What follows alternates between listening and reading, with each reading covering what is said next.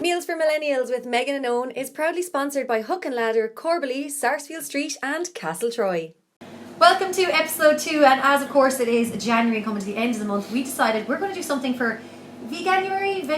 Yeah, it's one of them. Veganuary? One of them, yeah. So tell us what exactly we're going to make today that's a vegan deep Yes. dish. So today we're going to do Falaffals.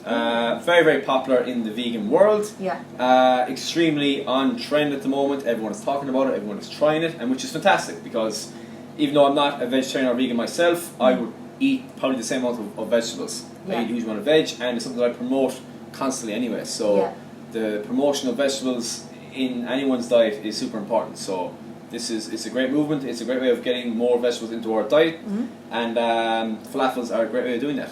Now, would falafels be considered an easy dish to make? Because I've obviously bought them in packets and stuff, but I've never actually made them. Yeah, they are very, very easy to make, and it's very cheap to make. You'll see we only have a few ingredients. The main ingredient is chickpeas. You can get a tin of chickpeas for about 30 cents, yeah, maybe. They're actually really cheap. So that's the most expensive part. A jar of tahini will keep for a long, long time, so we're going to use a little bit. So can I just ask, what is tahini? It is sesame seed. So it's like ground down sesame seeds. You get it in most soup values or any stores across wherever you live, but it lasts a very long time. So it might cost 3 or 4 quid, but this will only take a tablespoon or less even. So okay, amazing. So for chickpeas or for your falafel, I should say, what ingredients do you need? Okay, so what we have is our main ingredient is our chickpeas. That's the bulker of this. Yeah. Flour is going to kind of bring it together. We're going to use some red onion, so that's going to kind of add a little bit of sharpness, a little bit of colour. We'll do some lemon juice for acidity, and then we're going to kind of spice it up. It's a Middle Eastern dish, that side of the world. So we're going to do some cumin, some ground ginger, salt, pepper, some mixed herbs, and then some nice fresh coriander and parsley. Lovely. But there's no cooking really involved. We'll get all of that into a blender with some oil. We'll blitz it up, and we'll get on a frying pan, and we'll just fry them off. So we'll just get to the stage where we have falafels made. Then I'll give you some tips and tricks to put that into a dish. But this is the main constituent of that dish itself. And you're going to do this. I'm not going to do this now, okay? So I'm opening the blender for you. I'm giving you the ingredients. So if you wouldn't mind popping in the chickpeas, please. First up, chickpeas are going in. Okay. That's so number one. Do 2, it's like a tablespoon, 2 tablespoons of flour. I can do that. Okay, so 2 tablespoons. And you roll it out. It's going to get blitzed up. So there's no nice way. I don't need to be too gentle. No. You can do this 1 generous spoon of tahini. I want to smell this bit. Yeah. Oh! It's like a peanut butter. Oh, yum. Oh my gosh. Have I never had tahini? I probably have, but I've never realised. You can go 2 actually. You can go 2. Oh wow. Oh my gosh, that smells amazing. Beautiful. Thank you very much. Right, I'm going to dice up an onion very, very quickly. Okay, I'm going to stand back because onions always make me cry. Oh yeah? Yeah, very sensitive eyes, so I have. So, when we are chopping, I'll do it a very, very quick demo tutorial. Good sharp knife, very, very important. Our thumb and this finger. Name this finger? Yeah. Index. Index finger.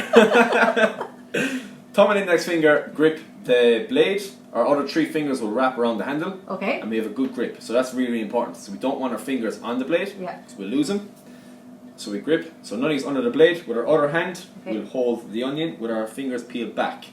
So we're going to follow between our 2 knuckles. So always when we're on the chopping board, our blade stays between our 2 knuckles and our fingers are curved. Safety first. So our fingers are never straight on the board, they're always curled back. So for the onion, I'll just make a few incisions lengthways. Yeah. I'll make 2 or 3 incisions into the actual onion itself. Okay, this is very interesting because I was trying to chop an onion last week and I absolutely lost it. Yeah, well this is really good for like finely diced. So we've done the ones down into it, and now all we got to do, nice grip in the yolk, and nice and easy run through it. He just makes it look so easy. And when we get to the end, so always when we're chopping anything, the most important thing is that it's on a flat surface, the actual vegetable itself. Okay. So that's not very stable to chop. Yeah. So we drop it down onto its belly, and we go again. Like so. Chop it again. There you go. Simple as that. And for this especially, it's nice and fine. You could actually chop that rougher because it's going into a blender. Okay. It's not hard to see it once done again. Yeah, well that's interesting because I'm always trying to cut my onions quite small, and it's, as I said, I just can't. Yeah, nice and a good sharp knife is a really good investment for a kitchen. Yeah, I'm learning this as we go along. That it's kind of all about having good pots, pans, good pans, knives, all that kind of stuff. It makes your life a whole lot easier. So much stuff to buy. Okay, so with our spoon again. Okay. If you could do just a teaspoon of our ground cumin and our ground ginger. So that's about half of About half of that, yeah. 1. So here's it up. Yeah. 2. Same with mixed herbs. Oh, these smell amazing. Oh wow, I love the smell of ginger and I'll cumin. do a generous pinch of salt because there's quite a bit of food gone in there. This will make Black a pepper. good few falafels and a good pinch of black pepper. So I can't believe there's fairly like basic ingredients in Yeah. this. I'll do just the juice of half a lemon. You can do it actually. Oh gosh, is there any trick to this? No, just No, squeeze. squeeze it in. Perfect. So that loads? Perfect. Loads. That's kind of a nice bit of acidity. And we'll just do a small handful of fresh coriander and parsley. Do you know what I just realised? I don't even have a blender. No? Another good investment to have in your kitchen. So we'll get a lid on that. Okay. We'll watch this is the fun part. I'm going to do a small bit of olive oil, not too much. This isn't going to be... So hummus would be quite similar. Oh, We yeah. wouldn't do as much flour. Okay. So what we want with this is kind of a dry mixture. Yeah. If you were doing hummus, I'd add much more olive oil, much more tahini, and less of the dry stuff, less of the flour. And I'd still probably add the same amount of herbs and stuff like that as well. So we'll give this a quick Now, blend. It's going to be a bit noisy because Yeah. we are putting on the mixer. I'll blend it first, and then we'll see what it looks like. Okay. If it's too wet, we'll add more flour. If it's too dry, we'll add a little bit more olive oil. Brilliant. So we'll see in a second. Okay.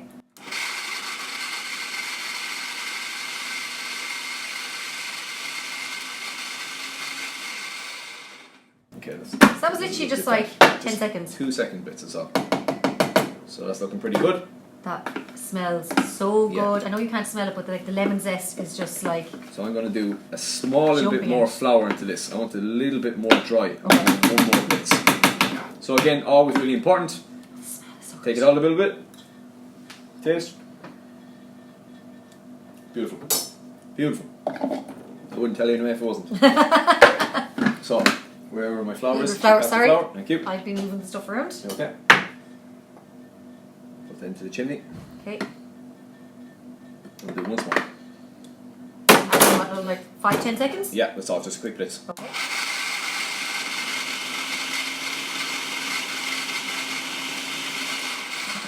Perfect. Now, Yeah, good to go. again, So- I know I keep talking about the smell, but like everything, Yeah, the ginger... it is. It's the ginger and the cumin there. So nice. And you see when they get the heat of the pan, they come alive. So if you could grab that frying pan for me, please, Meghann. You can pop that down there and pop it for hot. I can do that much. We're going to get about 2 tablespoons of oil Oh, into lovely. our pan. Okay, so like a generous helping of oil, because I suppose that's probably one thing that I maybe don't put enough in of. Especially with this, I mean, it kind of depends on the food itself, but because there's a lot of flour and this is a dry mix, this could stick really easy to the pan. Okay, so a nice bit of oil. That's on full blast, I think. Brilliant. So medium heat. It is now. No, we're going to go a high heat at the Okay. start, and then once we go to here and start to fry, we'll drop it back down. So our falafel mix, we'll get it onto our chopping board. If there's any bits that aren't blended, just go in with your hands or whatever it is. This is going to get messy. Just go here. Okay, so I'll just mash that quickly with a knife, Oh, nice. like so. So how many falafels could you get out of this mix? I would say we'll get probably 4, maybe 4 or 5. It depends how hungry you are. You could do 2 big ones, or you could do 6 small ones. You know. Brilliant. Well, I have to say I'm always hungry, so So what we have is our mix on the board. We'll say we'll break it into 1, 2, 3 and 4. great. So what we'll do, we'll get it into our hands, even put a little bit of flour over if you need to. So it's like bacon. So this is actually really quick and easy to make. Yeah, into your hands. Now, if you were So- to make up, is it possible to make up like a falafel mixture and then maybe like put it in the fridge for a Absolutely. few days? So you could get as far as this, you could do twice or triple the quantity. Yeah. You wouldn't even have to make them into the balls. Just pop them into a seal type bag and Yeah. put them in the freezer. Freezer. Okay. Freezer or, brilliant. or fridge, of course, yeah. But you can keep them in the freezer for as long as you want then.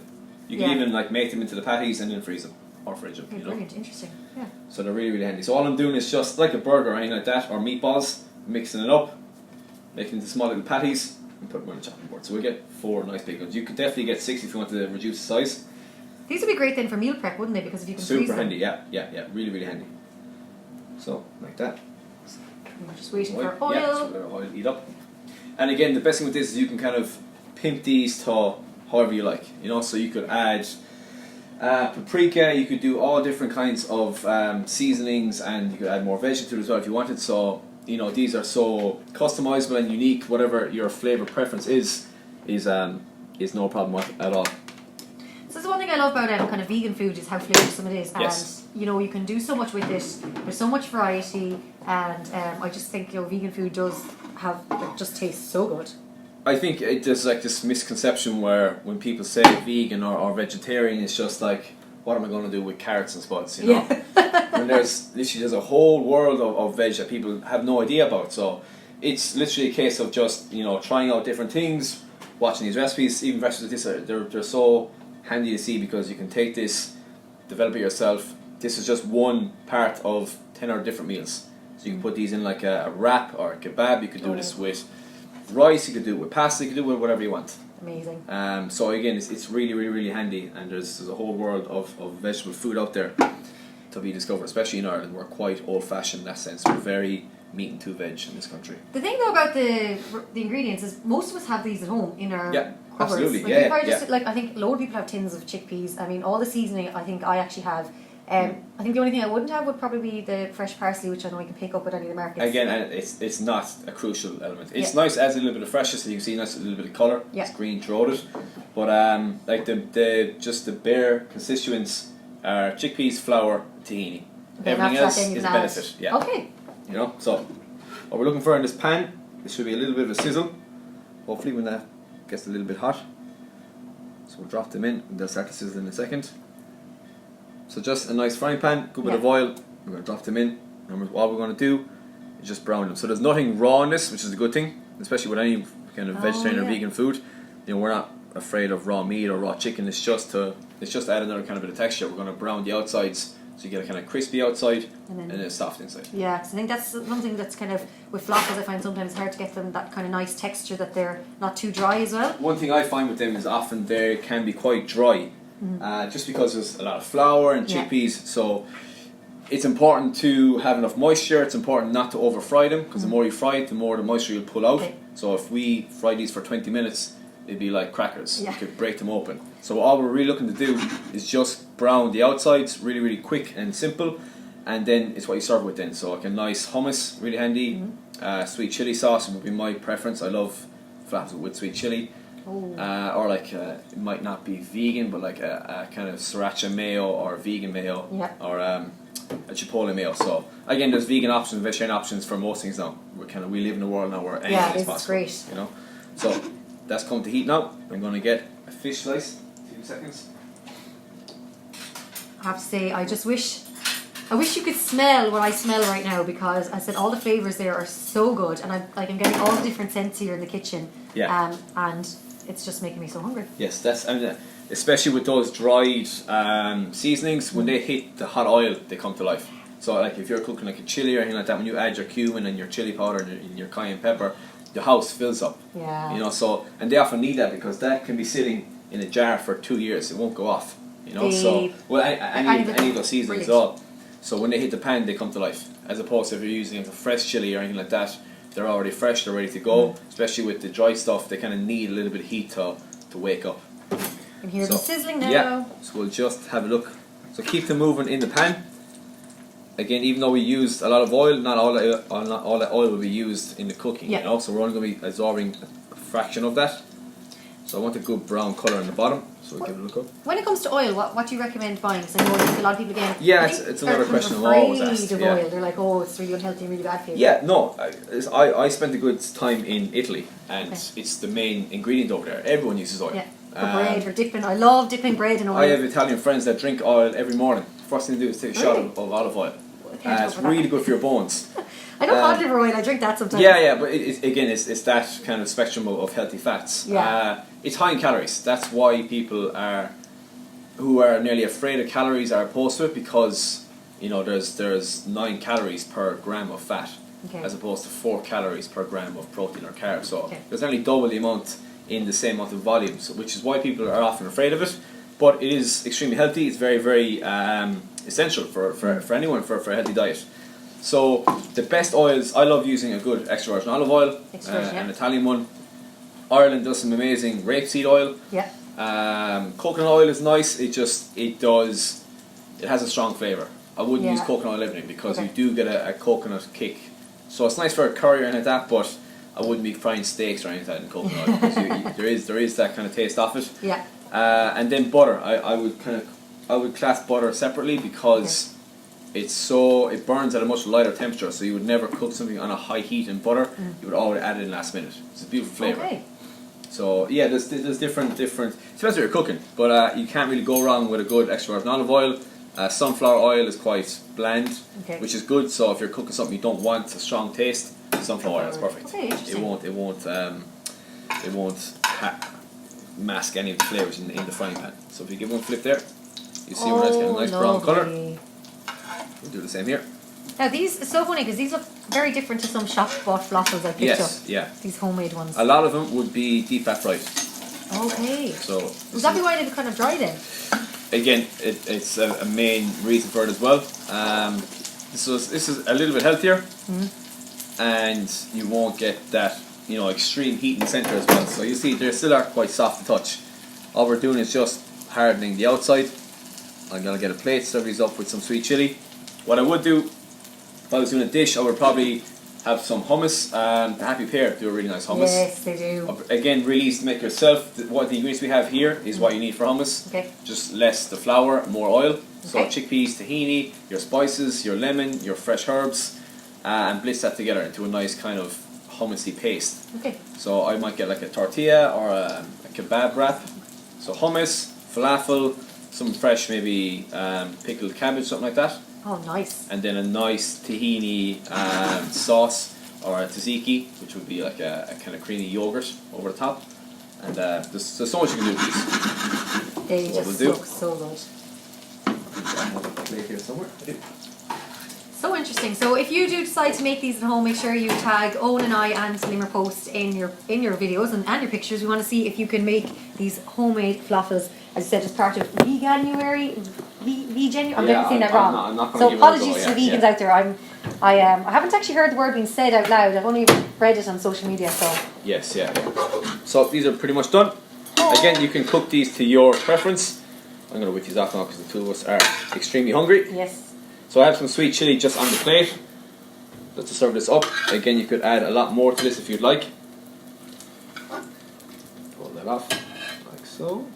These just look incredible. And again, they're so cheap to make. That's the best thing about this. There's not a lot of expensive ingredients going in here. It takes less than 15 minutes, I would think. Voila. I'm going to get you a fork. There you have it, our vegan falafel. Now, can I ask Owen, could you put these into, I'm just looking at some of the bigger ones, they could nearly double up as veggie burgers. Absolutely, yeah, absolutely. So again, that could be, you could add some beans in this, so kidney beans or something like that, and that would suffice as a burger as well. Or these would work perfectly as well. Okay, so... Okay, you're the taste tester now. Oh, this There's a lot of pressure on here now. These are incredible. Oh wow. The sweet chili is nice because it adds a little bit of sweetness to it. There's not many sweet components in the falafels themselves. So when we are cooking, we're always kind of thinking of the flavour profiles. So sweet, acidity, we have the heat from the cumin and we could add chili to that as well. So they're all kind of harmonising and playing with each other. So and salt. So there's plenty of salt there as well. So I'm going to try it. Oh! Maybe not. Maybe try, yeah, there you go. Well, that is it for episode 2, and it is, of course, our vegan dish. And I said, do subscribe, and we have got something tasty coming up for you next week on Meals from Millennials. Awesome. Thank you.